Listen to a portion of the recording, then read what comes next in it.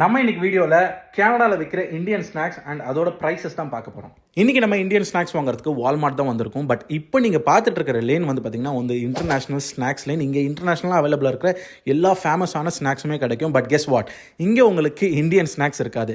Indian groceries and ஸ்நாக்ஸ்க்கு பார்த்திங்கன்னா வந்து ஒரு தனி லேனில் சூப்பரான செக்ஷன் தனியாகவே வச்சுருக்காங்கப்பா. ஃப்ரூட்டி $2.5. இந்த மாதிரி ஹல்திராம் ஸ்நாக்ஸ் அசார்ட்டடு எல்லாமே $1.5. Tiger biscuit $1.27. Good day biscuits ஒரு பேக்கெட்டு 97 cents தான். மாரிகோல்டு $1.